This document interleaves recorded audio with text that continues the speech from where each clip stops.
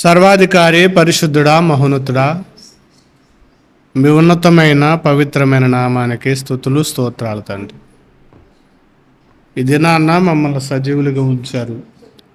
అలాగని మేమేం గొప్పవారం కాదు నాయన.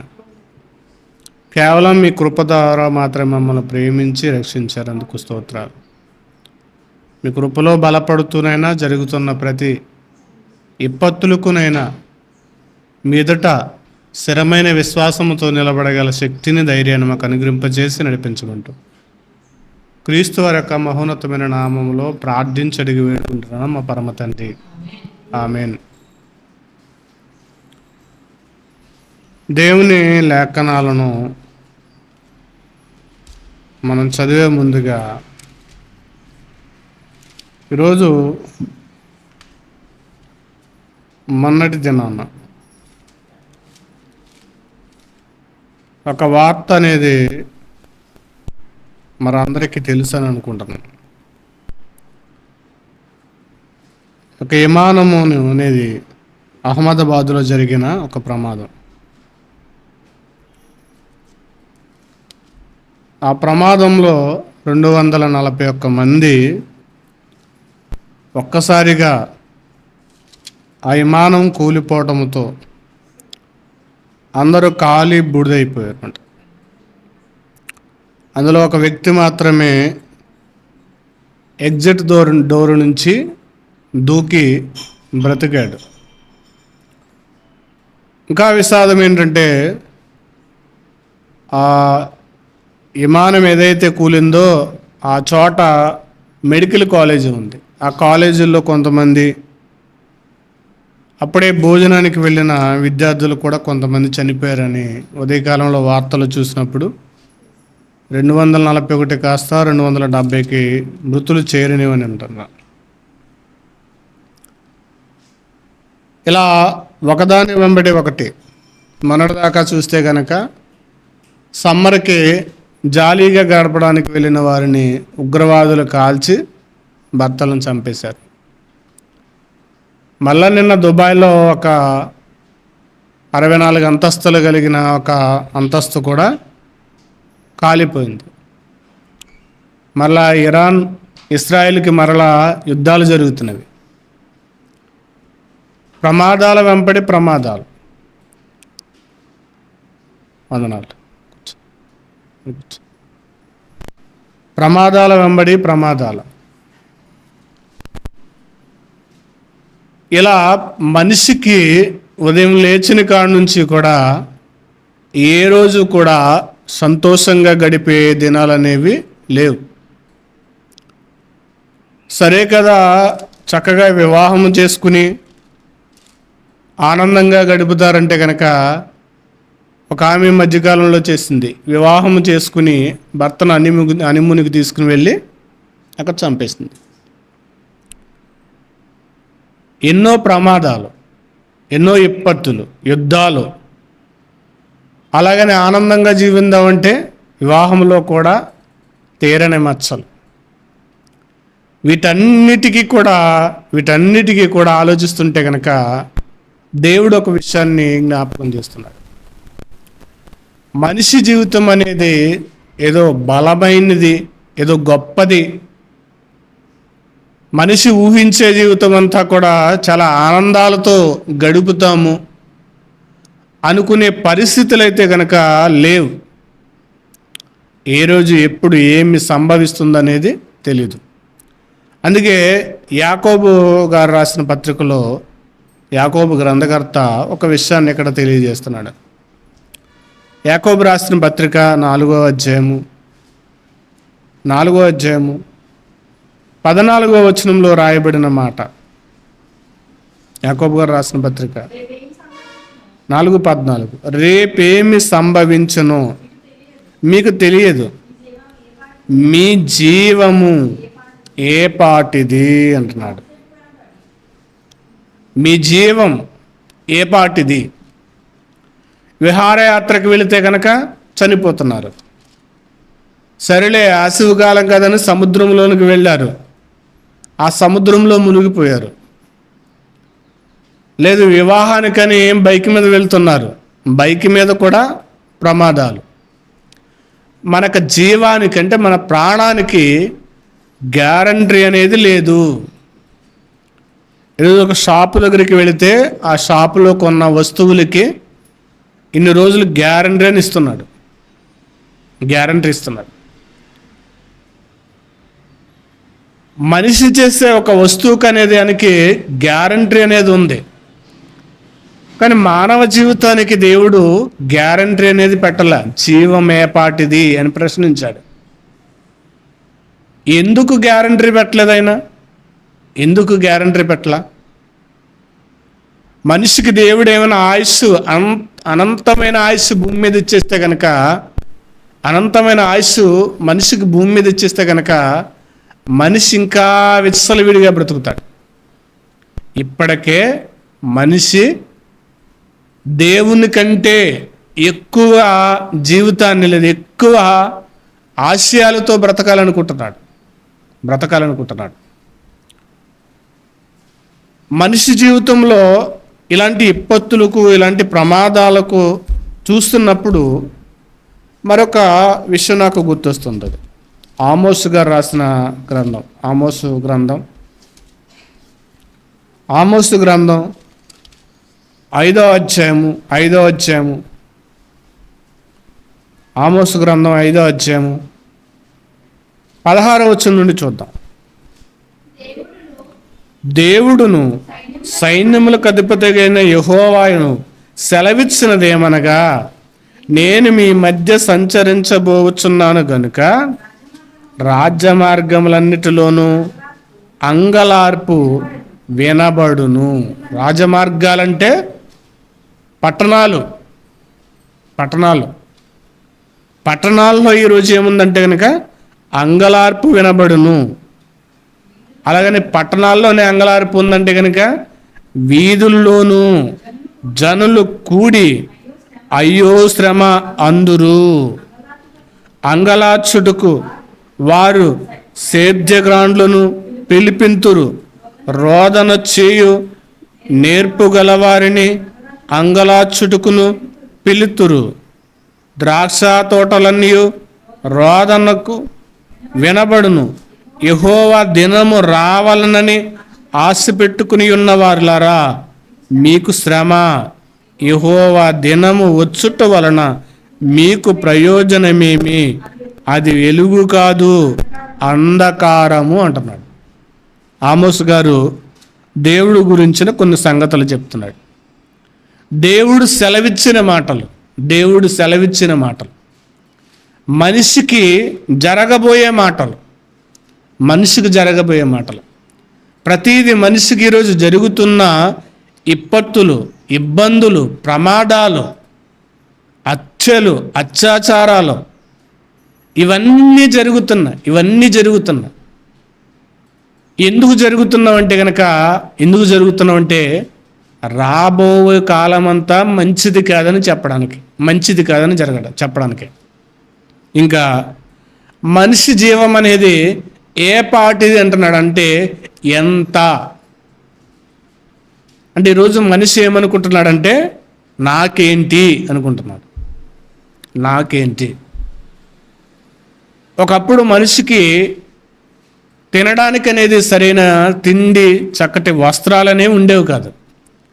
ఈరోజు మనిషికి తినడానికి లోటు లేదు, చక్కగా కట్టుకోవడానికి లోటు లేదు.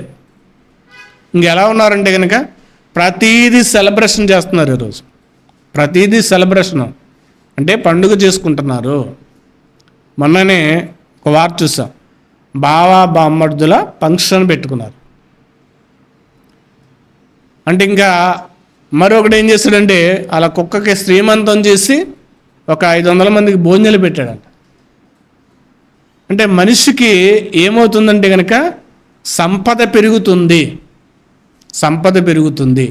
కానీ ఆయుష్ తరిగిపోతుందన్న ఆలోచన మనిషికి లేదు. అక్కడ వచ్చిన సమస్య. మనిషి పెరుగుతున్న సంపదను చూస్తున్నాడు కానీ తగ్గుతున్న ఆయుష్ను చోట్ల మీ జీవమే పాటిది అన్నాడు. అందుకే మీ జీవమే పాటిది అంటే మనిషికి పోతున్న ఆయుష్ను గురించి ఆలోచించట్లే. ఈరోజు జరిగిన ప్రమాదాల గురించి చాలామంది నీతివాక్యాలన్నీ పెడుతున్నారు.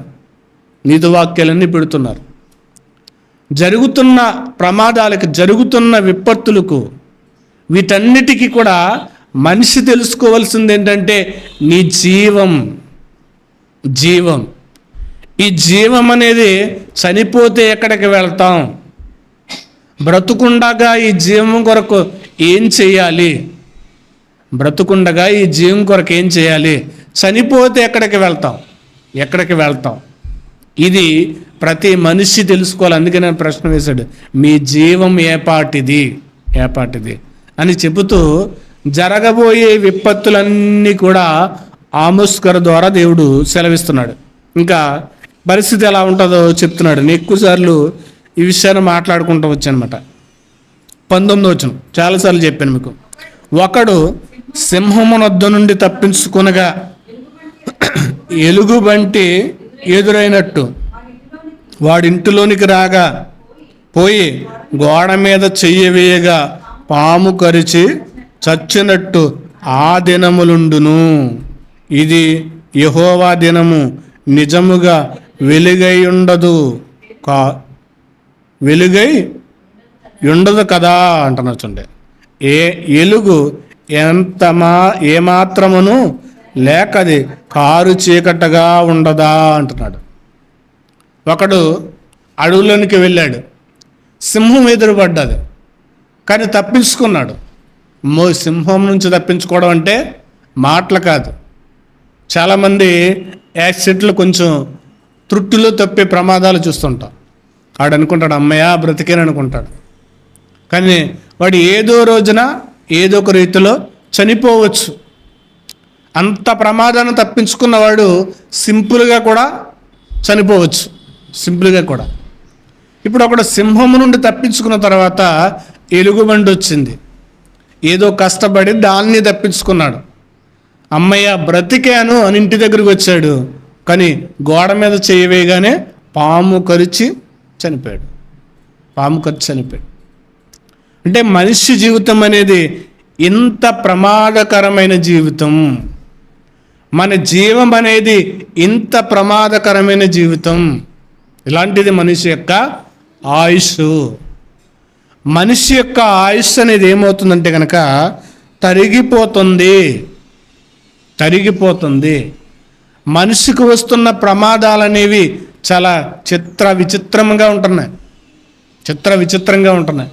ఎప్పుడు మన ముందు విని ఉండని సంఘటనలన్నీ కూడా వింటున్నాం. ఈరోజు మన కొన్ని సంవత్సరాల క్రితము వినని సంగతులన్నీ కూడా చూస్తున్నాం. అంతటి ప్రమాదాలన్నీ కూడా చూస్తున్నాం. ఒక పక్క రోగాలు, ఒక పక్క ప్రమాదాలు, ఒక పక్క వివాహం చేసుకుంటే కనుక వాళ్ళని తీసుకువెళ్ళి చంపేయడం, మరొక పక్క అత్యాచారాలు. ఇవన్నిటికీ కారణం మనిషి యొక్క జీవం మీద మనిషికి దృష్టి లేదు. మనిషి ప్రాణం గురించి మనిషి లెక్క చేయకుండా తిరుగుతున్నాడు. మరొక విషయాన్ని చూద్దాం. తిమోతి గారు రాసిన పత్రిక 2వ తిమోతి గారు రాసిన పత్రిక 3వ అధ్యాయము 1వ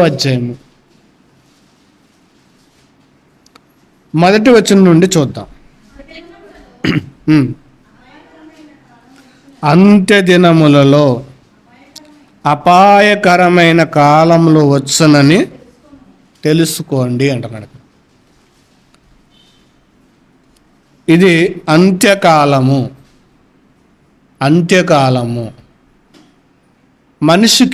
మనిషి ఏమనుకుంటున్నాడంటే చాలా దినాలు ఉన్నాయనుకుంటున్నాడు, చాలా సంవత్సరాలు ఉన్నాయనుకుంటున్నాడు. ఇప్పటికే సైన్స్ చెప్తుంది ఏంటంటే కనుక, శాస్త్ర వ్యవస్థలు చెప్తుంది ఏంటంటే, చంద్రుడుకున్న ఆ కాంతి తగ్గుతున్నాడంట. సూర్యుడికున్న ఆ మండే గుణము కూడా ఏమవుతుందంటే కనుక తగ్గిపోతుంది. పెరగటం కాదు, తగ్గుతుంది. సూర్యుడికున్న ఆ మండే గుణం తగ్గుతుంది. వేడిమి పెరగడానికి వేరే కారణాలు ఉన్నాయి, వేసవిలో వేడిమి పెరగడానికి వేరే కారణాలు ఉన్నాయి. కానీ సూర్యుడికున్న ఆ పవర్, ఆ మంట అనేది తగ్గుతుందంట, కణాలు తగ్గుతున్నాయి. అంటే ఒకప్పుడు సమీపించడానికి లేని దగ్గరికి కూడా ఈరోజు కొంచెం దగ్గరికి వెళ్ళగలుగుతున్నాయంట ఫోటోలు తీయడానికి. కొన్ని వందల సంవత్సరాల క్రితం అయితే కనుక సూర్యుడిని చేరడానికి చాలా తక్కువలో వెళ్ళేవారంట. కానీ ఇప్పుడు అంతగా దాటి వెళ్ళగలుగుతున్నారంట. అంటే ఏమవుతుందంటే ఈ దినాలకి, ఈ దినం అంటే మనిషి యొక్క ఆయుష్ లేదా భూమి యొక్క, ఈ విశ్వం యొక్క ఆయుష్ కూడా తరిగే ఆలోచన ఉంది, తరిగిపోతుంది అనే దాని గురించి చెప్తున్నాడు. అందుకే అంటున్నాడు, అంత్య దినాలలో అపాయకరమైన కాలములు వచ్చునని తెలుసుకోండి అంటూ కొన్ని విషయాలు చెప్తున్నాడు. అనగా మనుషులు స్వార్థ ప్రియులు అంట. మనుషులు దేనికి ప్రియులుగా ఉన్నారంటే, దేనికి ఇష్టలుగా ఉన్నారంటే కనుక స్వార్థానికి. అక్కడక్కడ కొంతమందిలో మంచి ఉండొచ్చు, ఎక్కువ మెజార్టీ, ఎక్కువ శాతం ఉన్నది ఏంటంటే స్వార్థానికే ఓటేసేవారు ఉన్నారు, స్వార్థాన్నే ప్రేమించే వాళ్ళు ఉన్నారు. మనిషి జీవితం ఈరోజు ఆయుష్ తగ్గిపోతుందన్న సంగతి మానేసి స్వార్థాన్ని ఎక్కువగా ప్రేమించే వాళ్ళు ఎక్కువగా ఉన్నారు. అందుకే ఒక స్వార్థం వల్ల ఈరోజు ఆహారాలన్నీ కూడా ఏమవుతున్నాయి, కల్తీ. మనం తినే ప్రతి ఫుడ్ కూడా ఏమైందంటే కల్తీ ఫుడ్ తింటున్నాం ఈరోజు. పాలు, పెరుగు, నూనె అన్నీ కూడా ఏమైపోయినంటే కల్తీ. దేనివల్ల? ఒకడి స్వార్థం వల్ల. అంటే వాడికి ధనం కావాల్సి వచ్చి ఏం చేస్తున్నాడంటే స్వార్థం, అంటే దాన్ని ప్రేమించడానికి స్వార్థం. అందుకే అన్నాడన్నమాట, అనగా మనుషులు స్వార్థప్రియులు, ధనాపేక్షులు. తర్వాత ఏమన్నాడంటే బింకములాడువారు అంటున్నాడు. అంటే బింకములాడువారు అంటే ఎవరంటే అభిమానం. ఈరోజు అభిమానం అనేది ఎక్కువ. ఎవరి మీద? లేని వాళ్ళ మీద కాదు సుమా, ఒక మనిషి మీద మనిషికి ఏమవుతుందంటే అభిమానం. ఒక ప్రాంతం మీద అభిమానం. ఈరోజు ప్రతి మనిషి కూడా, ఈవెన్ నేను కూడా ఏదో ఒక దానికి నేను ఏమవుతానంటే అభిమానము చూపుతాను. అభిమానం, ఇష్టం. ప్రతి మనిషి కూడా ప్రాంతం అభిమానం, దేశం అభిమానం, రాష్ట్రం అభిమానం, తర్వాత పార్టీ అభిమానం. ఇలా ప్రతి మనిషి కూడా ఎలా ఉన్నారంటే బింకములాడువారు అంటే అభిమానం పెంచుకునేవారుగా మారిపోతున్నారు. ఆయుష్ గురించి మర్చిపోయారు, దేవుడి గురించి మర్చిపోయారు. మనిషికి అభిమానాన్ని అనే దాన్ని ఏం చేస్తున్నాడంటే అభిమానాన్ని కురిపిస్తున్నాడు. ఇంకా మరలా ఒక కులం మీద కూడా ఈరోజు ఏమవుతుందంటే కనుక అభిమానం. మా క్యాస్ట్, ఇది మా కులం. అంటే మనిషి ఈరోజు ఒక దాని మీద, ఒక వ్యక్తి మీద, లేదా ఒక దేశం మీద, ఒక ప్రాంతం మీద అభిమానం పెంచుకున్నట్టుగా ఈరోజు ప్రతి ప్రాంతంలో ఉన్న మనిషికి ఏముంటుందంటే కనుక ఏ అభిమానం ఉంటుందంటే కులం అనే అభిమానం అనేది కూడా పెరిగిపోతుంది. కులం అనే అభిమానం. అందుకే కుల కార్యక్రమాలు కూడా పెడుతున్నారు. ఫలానా వారి కార్యక్రమం. ఒకప్పుడు ఈ జాడ్యం అనేది మనుషుల్లో ఉండేది కాదు. ఏ కులం వారైనా సరే అన్నయ్య, బాబయ్య అని పిలుచుకునేవారు. అన్న, బావ, లేదా తమ్ముడు, మావయ్య అని వాళ్ళు ఏ క్యాస్ట్ అయినా కానీ పిలుచుకునేవారు. ఒక 20 సంవత్సరాలు వెనక్కి వెళ్తే కనుక, కొన్ని సంవత్సరాలు వెనక్కి వెళ్తే. కానీ ఇప్పుడు ఎవరినైనా సరే ఏవండి, ఎండి, మీరేంటండి, మీరేంటండి అంటే మనుషులకి ఈ కులం అనే దాన్ని కూడా ఏమైందంటే కనుక అభిమానంగా మారిపోయి ఈరోజు ఆ కులంలో ఉన్న ముఖ్య వ్యక్తుల్ని తీసుకుని వచ్చి ఈరోజు ఇదిగో మన కులం అనేది ఇంత గొప్పది, మన కులం అనేది ఇంత గొప్పది అనేది ఏం చేస్తున్నారంటే చాటి చెప్పుకుంటున్నారు. మనుషులు ఎలా ఉన్నారంటే బింకములాడువారు, అంటే అభిమానం. ఇంకా ఈ జాడ్యం అనేది క్రైస్తవంలో కూడా వచ్చేసింది. క్రైస్తవానికి కులం అనే దాన్ని ఉండకూడదు. ఎందుకంటే ఆదాము నుండి వచ్చిన వాళ్ళం కాబట్టి అందరూ ఒకటే అనేది ఉండాలి. క్రైస్తవుడికి ఉండాల్సిన గోల్ ఏంటంటే ఆదాము నుండి వచ్చిన వాళ్ళం కాబట్టి అందరిది ఒకటే జాతి, ఒకటే రక్తం, ఒకటే డిఎన్ఏ.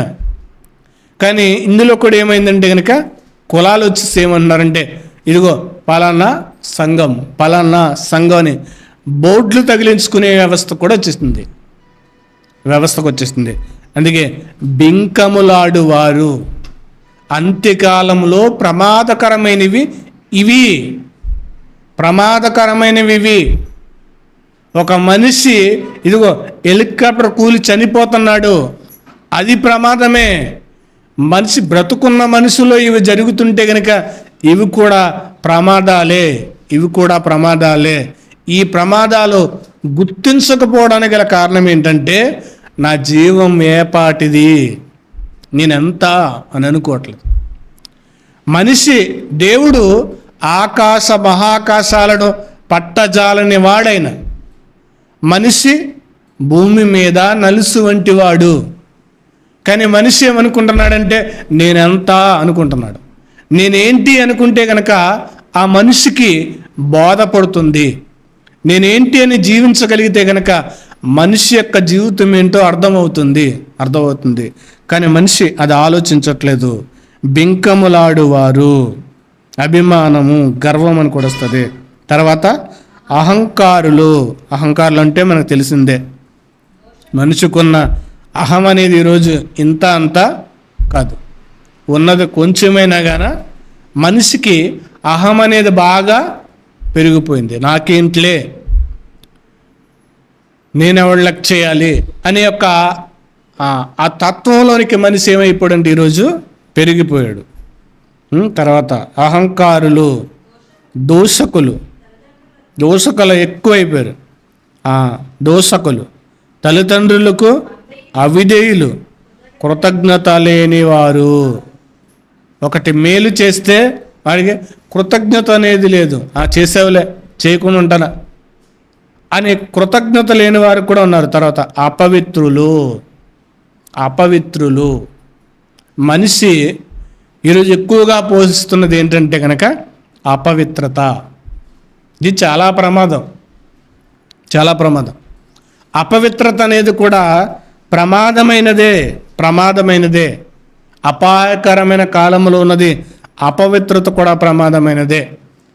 ఈరోజు మనిషికి అపవిత్రత ఉన్నాగాన ఎలా జీవిస్తున్నాడంటే నాలో నేను పాపిని కాదు, నేను గొప్పవాడిని, నేను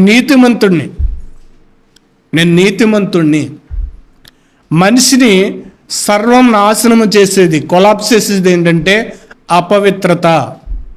ఇది కనబడే చిత్రం కాదు. ఇది అపవిత్రత అనేది కనబడేది కాదు, కనబడే రూపం కాదు. కనిపించకుండా మనిషిలో నిమగ్నమైపోయేది,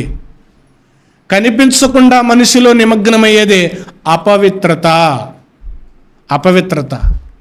ఇది మనిషిని ఇదిగో మన దేవునితో ఉండడానికి లేకుండా, మనిషిగా లేకుండా నాశనము చేసేది ఏంటంటే అపవిత్రత. ఈ అపవిత్రతను గుర్తించేది ఎవరంటే కనుక ప్రభు అయిన యేసుక్రీస్తు వారు. ఈరోజు ఒక అనారోగ్యంగా ఉన్న వ్యక్తి డాక్టర్ దగ్గరికి వెళితే కనుక స్కాన్ చేయాలి.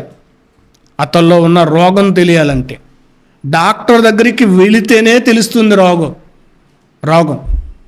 కానీ ఈరోజు మనిషి డాక్టర్ దగ్గరికి వెళ్తున్నాడు కానీ దేవుని దగ్గరికి రావట్లా, అపవిత్రత కొరకు. ఈరోజున్న మనుషులకున్న వ్యాధుల సంఖ్య అనేది విస్తారంగా ఉంది. లేని రోగం అంటూ లేదు ఏ మనిషికైనా, ఇంక్లూడ్ నేను కూడా కలుపుకుంది. ప్రతి మనిషికి రోగమే, ఏదో ఒక రోగం. కానీ ఆ రోగం కొరకు ఏం చేస్తున్నామంటే డాక్టర్ దగ్గరికి వెళ్తున్నాం, చెకప్ చేయించుకుంటున్నారు, బాగానే ఉంది. ఒకవేళ డాక్టర్ దగ్గరికి వెళ్ళి చెకప్ చేయించుకోకపోతే, ఆ మందులు వేసుకోకపోతే కనుక ముదిరి చనిపోతామన్న భయం ఉంది. కానీ అపవిత్రత ఉంది నాలో, ఆ అపవిత్రతను చెక్ చేసుకోవడానికి దేవుని దగ్గరికి వచ్చే మనుషులు ఈరోజు లేరు. అపవిత్రతను చెక్ చేసుకోవడం మర్చిపోయారు. లేదా అపవిత్రత ఉంది, దేవుని దగ్గరికి వెళ్ళాలన్న ఆలోచన కూడా ఈరోజు కనబడట్లా. అపవిత్రత కొరకు దేవుని దగ్గరికి వెళ్ళాలి, దాన్ని బాగు చేసేది యేసుక్రీస్తే, పాపాన్ని కడిగేది యేసుక్రీస్తే. ఆయన బాగు చేయగలడు కదా, ఆయన దగ్గరికి వెళ్ళాలన్న ఆలోచన మనిషికి రావట్లా. ఇది చాలా ప్రమాదకరం, చాలా ప్రమాదం. అపవిత్రత. తర్వాత అనురాగం. మనిషిలో మరొకటి ఏంటంటే కనుక అనురాగం అంటే ప్రేమ లేదా అభిమతం నుండి పుట్టిన దాన్ని ఏమంటారంటే అనురాగం అంటారు. అభిమతం నుండి పుట్టేది. అంటే ఈరోజు మతం మీద చాలా మమకారం అనేది పెరిగిపోతుంది. మా మతం గొప్ప. ఈరోజు ఈ మతం గురించే యుద్ధాలు, ఈ మతం గురించే గొడవలు, అల్లరలు, చంపడం జరిగేది ఎక్కడంటే కనుక ఈ మతం గురించే. అదే అనురాగం. ఈ అనురాగం అనేది వేరే దేశాల్లో ఉందో లేదో కానీ మన భారతదేశంలో మాత్రం చాలా పుష్కలంగా ఉంది, గొప్పగా ఉంది. ఈ మత వివాదం అనేది మన భారతదేశంలో ఇప్పుడు ఎక్కువైపోయిందన్నమాట. మత ఘర్షణ అనేది ఎక్కువైపోయింది.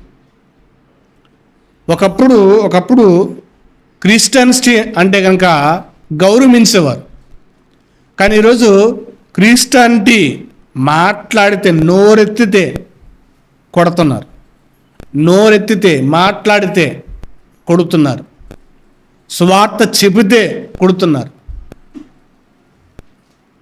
మనిషిలో ఏం పెరిగిపోయిందంటే అనురాగం అనేది పెరిగిపోయింది.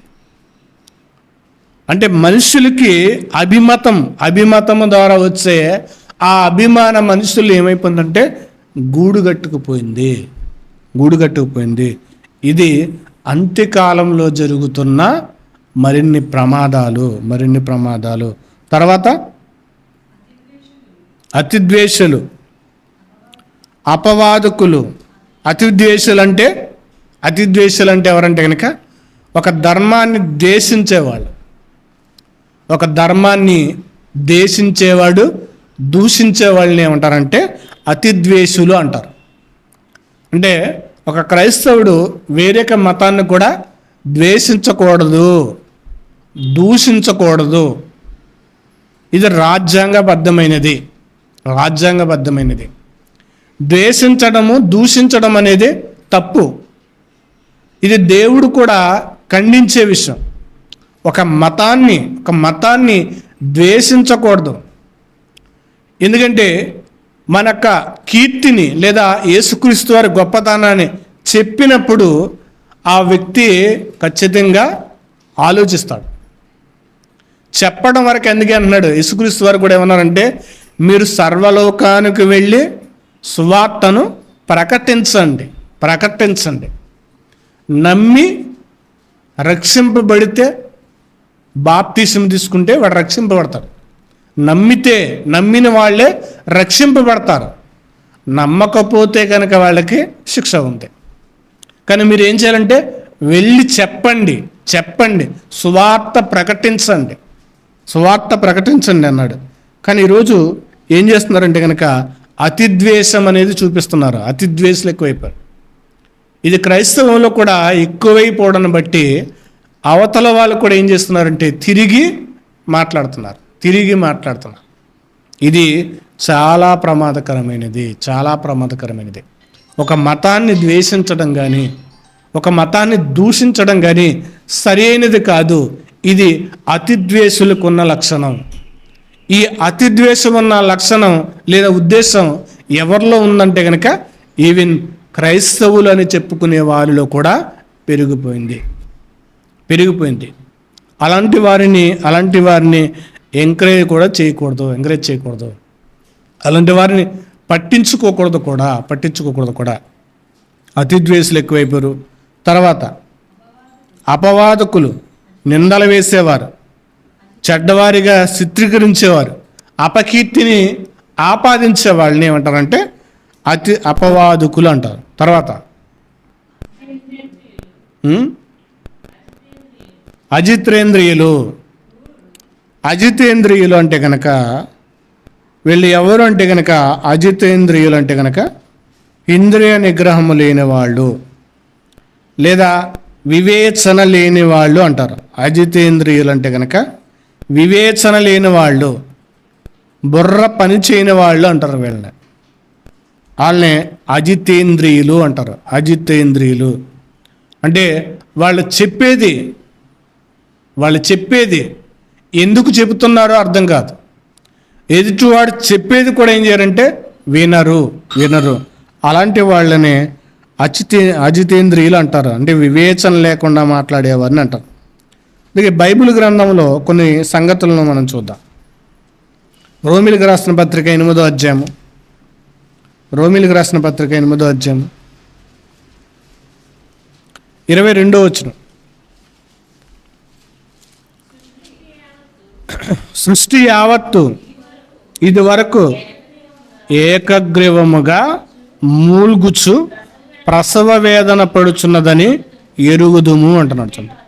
చూడండి, సృష్టి ఏం చేస్తుందంటే కనుక ఏకగ్రీవముగా అంటే కంటిన్యూస్గా ఆపు లేకుండా సృష్టి ఏం చేస్తుందంటే కనుక మూలుగుతుంది, అంటే బాధపడుతుంది. మూలుగు ఎప్పుడు వస్తుందంటే కనుక ఏడవడానికి ఓపిక లేనప్పుడు, ఏడ్చి అలసిపోయిన తర్వాత అప్పుడు మనిషికి ఏమొస్తుందంటే మాట రానప్పుడు మూలుగు వస్తుంది. సృష్టి కూడా ఇప్పుడు ఏం చేస్తుందంటే కనుక ఏకగ్రీవంగా కంటిన్యూస్గా మూలుగుచును ప్రసవ వేదన పడుతుంది. అంటే ఈ సృష్టి కూడా మూలుగుతుంది. ఈ సృష్టి కూడా నాశనానికి లోనవడానికి సిద్ధంగా ఉంది. ఇప్పుడు ఎందుకు సిద్ధంగా ఉందంటే ఇప్పుడు మనిషి యొక్క జీవితాలు అనేవి గ్యారంటీ లేదు. ట్రైన్లో వెళ్తే యాక్సిడెంట్లు అవుతున్నాయి, బైక్ మీద వెళ్తే యాక్సిడెంట్లు అవుతున్నాయి, గాల్లో వెళ్దామంటే గాల్లో కూలిపోతున్నాయి. లేదు చాలా అంతస్తులు కట్టుకుని బ్రతుకుదామంటే అవి కాలిపోతున్నాయి. మనిషికి ఎక్కడా కూడా భూమి మీద నెమ్మది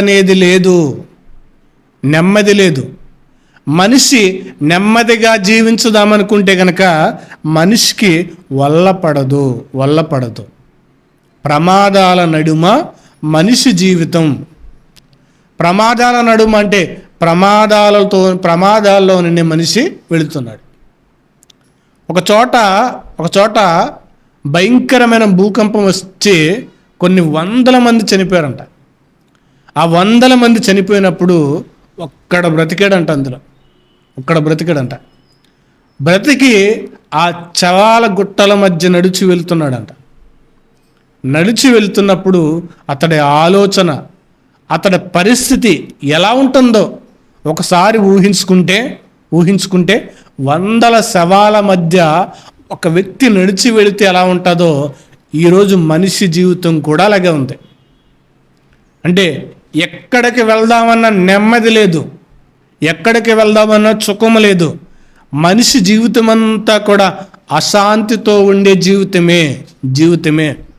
కానీ ఒక చాయిస్ అనేది దేవుడు ఏంటి ఇస్తున్నాడంటే, ఏమేమి ఇస్తున్నాడంటే చూడండి, మత్తయి సువార్త 11వ అధ్యాయము 28వ వచనం. ప్రయాసపడి భారం మోసుకునుచున్న సమస్త జనులారా నా యొద్దకు రండి, నేను మీకు విశ్రాంతి ఇస్తానన్నాడా? కలగజేస్తా. అంటే యేసుక్రీస్తు వారు నమ్ముకుంటే మనకి విశ్రాంతి ఇస్తాడు, కలగజేయిస్తాడు.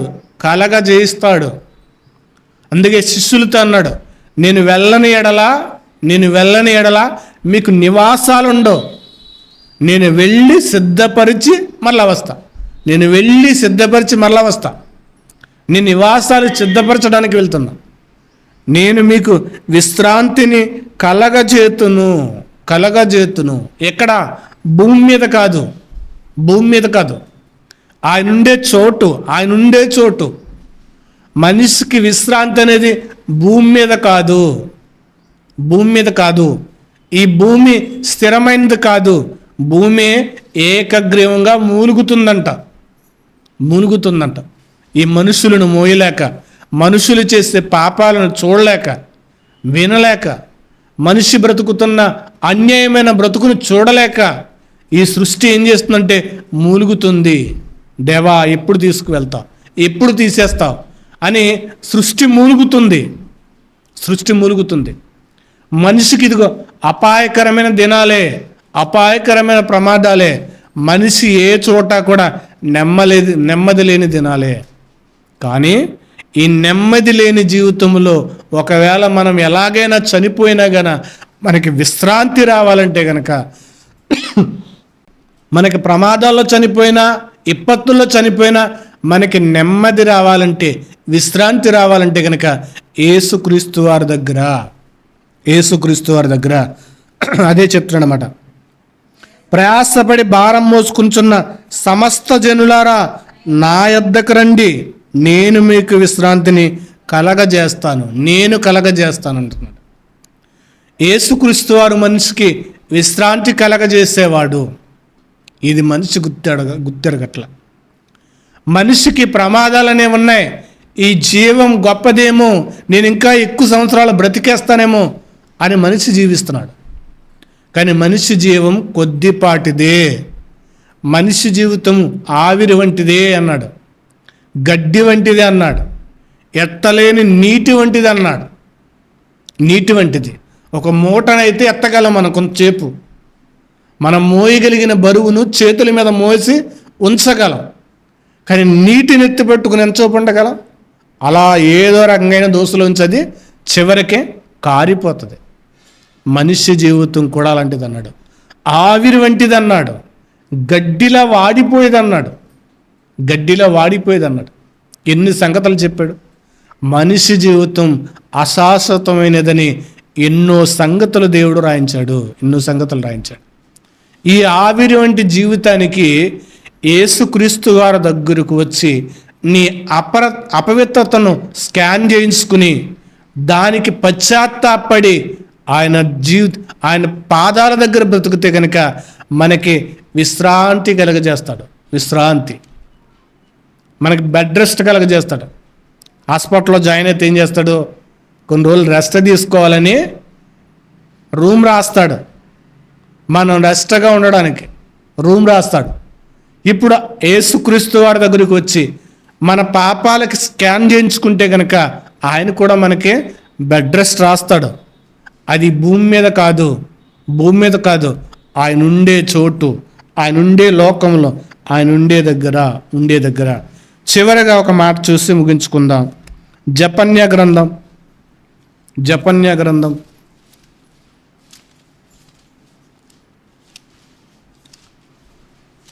2వ అధ్యాయము. జపన్య గ్రంథం 2వ అధ్యాయము 2వ వచనం నుండి చదువుదాం.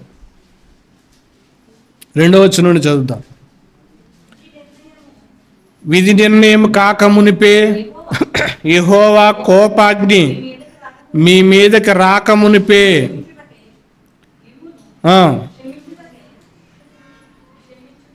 శిక్షించుటకై మిమ్మును శిక్షించుటకై యెహోవా ఉగ్రత దినం రాక మునిపే కూడి రండి అంటున్నాడు. చూడండి, కూడి రండి అంటున్నాడు.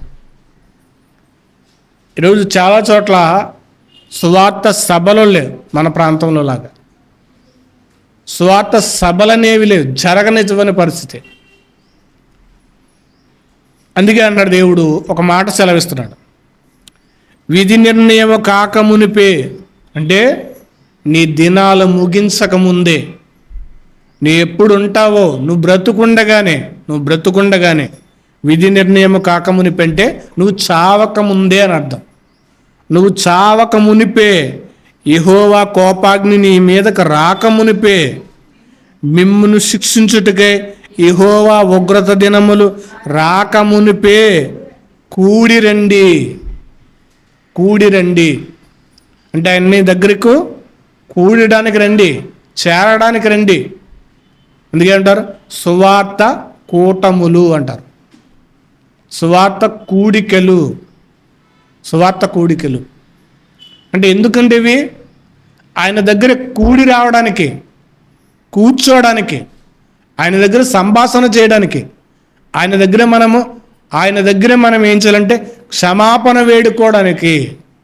దేవా, నేను ఇలాంటి వాడిని, నేను ఇలాంటి ఆమెని, నా పరిస్థితిని బట్టి నా పాపములు క్షమించు అని ఆయన దగ్గర కూడి రమ్మంటున్నాడు. అది కూడా ఉండగానే రమ్మంటున్నాడు. కూడి రండి. దేశములో సాత్వికులైన అనేకులు ఆయన న్యాయ విధులను అనుసరించి సమస్త దీనులారా యెహోవాను ఎదుకుడు మీరు వెదికి వినయము గలవారై నీతిని అనుసరించిన ఎడల ఒకవేళ ఆయన ఉగ్రత దినము మీరు దాచబడుదురు అంటున్నాడు. ఎందుకు కూడి రావాలంటే కనుక ఆయన ఉగ్రత దినాన్న ఒకవేళ దాచబడచ్చు, బ్రతికి కట్టచ్చు, బ్రతికే అవకాశం ఉండవచ్చు. కూడి వస్తే ఆయన దగ్గరికి చేరితే ఆ ప్రమాదంలో బ్రతుకున్న వాళ్ళు ఒకడు బ్రతికాడంట. ఆ వ్యక్తి ఎవరంటే నాస్తికుడంట. దాని గురించి న్యూస్లో చాలా రచ్చ చేస్తున్నారు. ఎందుకని ఆ విమానంలో క్రిస్టియన్స్ ఉన్నారు, హిందూస్ ఉన్నారు, ముస్లిమ్స్ ఉన్నారు, ఇంక ఇతర మతస్థులు కూడా ఉండొచ్చు. వారెవ్వరూ రక్షింపబడకోకుండా ఒక హేతువాదు, దేవుణ్ణి నమ్మని వ్యక్తి బ్రతికాడంటే మరి వాళ్ళు ప్రార్థన చేసుకుని వెళ్ళి ఉండొచ్చా కదా, ప్రార్థన ఫలించలేదా? వాళ్ళు ముస్లిం నమాజ్ చేసుకుని వెళ్ళారు కదా, నమాజ్ ఫలించలేదా? వాళ్ళు పూజించుకుని వెళ్ళొచ్చు కదా, మరి ఏమైంది అని అంటున్నారు. దేవుడు ఉగ్రత దినములో ఎవ్వరూ తప్పించుకోవడానికి లేదు. ఈవెన్ క్రైస్తవులైనా ఏ బంతస్తులైనా ఆయన ఉగ్రత దినం వచ్చిన తర్వాత ఇంకా కొన్ని ప్రమాదాలు మనుషుల యొక్క తప్పిదాలను బట్టి కూడా వస్తాయి, మనుషుని తప్పిదమ్మల వల్ల. ఎందుకంటే ఆ ఎయిర్ ఇండియా విమానం అనేది అంతకు ముందే ఒకసారి అది పని చేయలేదు. ఒక చోట దాన్ని ఏం చేశారంటే ల్యాండ్ చేశారు. అప్పటికీ దాని యొక్క పనితీరు బాగోలేదంట. బాగోని పనితీరు కలిగిన దాన్ని ఎవరు పంపించారు? దాని గురించి చేస్తున్నారు ఈరోజు. దాని పనితీరు బాగోలేదు, అది వెళ్ళే విధానం బాగోలేదు, చాలా రోజుల నుంచి అది పని చేయట్లేదు. అయినా దాన్ని ఎందుకు రన్నింగ్లో పెట్టారు? ఇతను వెళ్ళి కొన్ని నిమిషాల్లోనే కూలిపోయింది, గంటల వ్యవధిలో కూడా కాదు. చూస్తుండగానే కూలిపోయింది. సిసి కెమెరాలు అది కనబడుతుంది, ఎలా ఎగిరి ఎలా పడిపోయిందో. అంటే మానవ తప్పిదాలకు కూడా ఈరోజు దేవుని మీద నిందించే ఆలోచన మనుషులకి వచ్చేసింది. మనిషి చేసే పొరపాటులు, మనిషి చేసే తప్పిదాలకు దేవుణ్ణి ముడిపెట్టేది. దేవుణ్ణి కూడా మన ఆలోచన విధానం ఎలా ఉండాలంటే ప్రతి విషయంలో కాపాడాలని మనం అడగాలి. కాపాడకపోయినా దేవుణ్ణి స్తుతించాలి. మనం ఉదయం లేచే కాడ నుంచి, దేవా నేను వెళ్తున్న ప్రయాణం నుంచి కాపాడు, మనం అడగటం మాత్రమే మన వంతు. మరి కాపాడకపోతే ఒకవేళ రక్షింపబడకపోతే, ఒకవేళ ప్రమాదానికి గురి అయిపోతే దేవుడు ఏం చేస్తున్నాడు అనకూడదు. కానీ ఆయన ఉగ్రత దినం అనేది ఒకటి రాబోతుంది. ఆ దినం గురించి ఎవరొకడు ఏం చేయట్లేదంటే నోరు మెదపట్ల. దేవా నా ప్రయాణాల్లో కాపాడు, నేను వెళుతున్న గమ్యానికి చేర్చు అని మాత్రమే అడుగుతున్నా. కానీ భయంకరమైన యెహోవా దినం అనేది రాబోతుంది. రాబోతున్నప్పుడు ఆ దినం గురించి కాపాడమని ఎవరు అడగట్లా. ఆ దినాన్న కాపాడు, ఆ దినాన నన్ను నీతో తీసుకువెళ్ళు, ఆ దినాన నేను నీతో ఉండాలి, నీతో నన్ను తీసుకువెళ్ళు దేవా అని ప్రార్థించేవాళ్ళు లేరు. రైలు ప్రమాదంలో, ట్రైన్ ప్రమాదంలో, బస్సు ప్రమాదంలో, వరదల ప్రమాదంలో వీటిని కాపాడమని అడగాలి. కానీ ముఖ్యమైనది యెహోవా ఉగ్రత దినము నుండి తప్పించుకునే విధానము కొరకు దేవుని దగ్గరికి కూడి రావాలి. అదే చెప్తానమాట. యెహోవా కోపాగ్ని మీ మీదకి రాకమునిపే, మిమ్మును శిక్షించుటకు యెహోవా ఉగ్రత రాకమునిపే కూడిరండి. దేశములో సాత్వికులైన ఆయన న్యాయ విధులను అనుసరించి సమస్త దీనులారా యెహోవాను వెదుకుడి. మీరు వెతికి వినయము గలవారై నీతిని అనుసరించిన ఎడల ఒకవేళ ఆయన ఉగ్రత దినమున మీరు దాచబడుదురు అంటున్నాడు. ఆయన నీతి న్యాయాలను అనుసరించాలి. నీతి న్యాయాలను అనుసరించి ఆయన ఉగ్రత దినాన మీరు దాచబడ్డానికి మీరేం చేయాలంటే ఆ ఉగ్రత దినాన నేను తప్పించుకోవాలి దేవా. నీ ఉగ్రత దినాన నేనేం చేయాలంటే కనుక చనిపోయినా నీ చెంత ఉండాలి. యెహోవా ఉగ్రత దినాన్న ఆయన చెంత ఉండేలాగా మనం ఏం చేయాలంటే ముందుగానే కూడి రావాలి. మనం ఏం చేయాలంటే టెస్ట్ చేసుకోవాలి. ఈరోజు మనం టెస్ట్ చేసుకోవాలి. అపవిత్రత ఎంత ఉంది. షుగర్ ఉన్న వాళ్ళని చూస్తే కనుక ఆ రోజు ఆ ఇన్సులేషన్ పొడుచుకుని చూసుకుంటారు, ఎంత షుగర్ ఉంది, ఎంత కంట్రోల్గా ఉంది. రోజు టెస్ట్ చేసుకుంటారు ఆ మిషన్ ద్వారా. కానీ మనము ప్రతిరోజు కూడా ప్రార్థనలో టెస్ట్ చేసుకోవాల్సింది ఏంటంటే మన భక్తి జీవితం, మన అపవిత్రత. మనం ప్రతిరోజు ప్రార్థనలో చేసుకోవాల్సింది ఏంటంటే అపవిత్రత అంత ఉంది. మళ్ళీ కొలెస్ట్రాల్ కాదు, మనం దేవునికి నచ్చని ఆ బతుకు ఎంత ఉంది, ఆ జీవితం ఎంత ఉంది, ఇవి టెస్ట్ చేసుకోవాలి. ఇవి చేసుకుంటే కనుక ఆయన ఉగ్రత దినాన్న మనం దాచపడతాం. ఆయన ఉగ్రత దినాన్న మనం ఆయనతో వెళ్తాం. అందుకొరకే మనం ఆయన ఉగ్రత దినాన దాచబడాలి, ఆయనతో ఉండాలని ప్రభు అయిన యేసుక్రీస్తు వారు ముందుగానే ప్రాణత్యాగం చేశారు. అందుకే ఆయన ప్రాణం పెట్టాల్సి వచ్చింది. కాబట్టి వీటన్నిటిని బట్టి చూస్తే కనుక ప్రమాదాలు ఏ రీతికైనా వస్తున్నాయి. ఇందులో ప్రమాదం లేదు అంటలేదు. సుఖంగా వివాహం చేసుకున్న ప్రమాదాలు, కుటుంబాల్లో కలహాల ద్వారా చనిపోతున్నారు. ఏ రీతికైనా మనిషికి అశాంతమైన జీవితమే, నెమ్మది లేని జీవితమే. ఇవన్నీ చూసినప్పుడు మనిషికి గుర్తుకు రావాల్సింది ఏంటంటే నెమ్మది లేని జీవితంలో నాకు నెమ్మది కావాలంటే కనుక ఆయన విశ్రాంతి కలగజేసేవాడు యేసుక్రీస్తు. విశ్రాంతి కలగజేసేవాడు. ఆయన దగ్గరికి వచ్చే మనము కూడి వస్తే కనుక ఆయన ఉగ్రత దినాన మనము దాచబడతాం. ప్రమాదం రాకమునిపే, మనము చనిపోకముందే ఆయన దగ్గర కూడి వచ్చి ఆయన దగ్గర మనం వేడుకుని, దేవా నేను పాపిని, నన్ను క్షమించంటే కనుక ఆయన ఉగ్రత దినాన మనల్ని కాస్తాడు, ఆయన హస్తాల కింద దాస్తాడు. అలా దాచబడేవారుగా, ఆయన ఉగ్రత దినాన ఆయనతో ఉండేవారముగా, ఆయన చెంతకు వెళ్ళేవారంగా మనందరం ఉండాలని కోరుకుంటూ నా మాటలు ముగిస్తున్నాను. మన జీవితంలో ప్రార్థన చేసుకుందాం.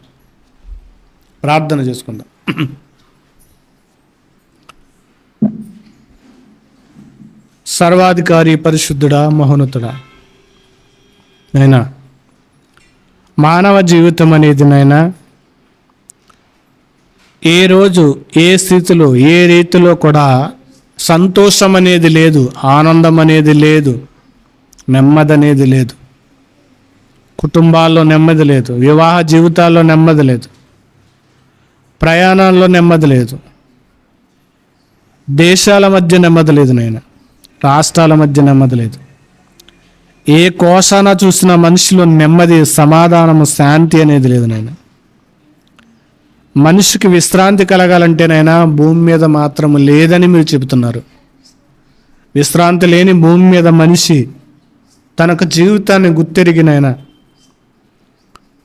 ఆ జీవితంలో విశ్రాంతిని మీరు ఇచ్చేదని మీ చెంతే మేము కూడి రావాలి, మీ ఉగ్రత రాకమునిపే మేము కూడినమ్మంటున్నారు నేను. మీ చెంత మేము కూడుకుని మా పాపములు, మా అపవిత్రతను మేము చెక్ చేసుకుని నైనా నాలో అపవిత్రతను తొలగించండి. నాలో ఉన్న ప్రతి పాపాన్ని మీరు కడగండి ప్రభా. మీరు మాత్రమే మమ్మల్ని క్షమించేవారు, మీరు మాత్రమే మమ్మల్ని ఆదరించేవారు, మీరు మాత్రమే మాకు విశ్రాంతి కలిగించగలరు నైనా. విశ్రాంతిని ఇవ్వగలిగేది మీరు మాత్రమే, మాకు నెమ్మదిని ఇవ్వగలిగింది మాత్రం మీరే.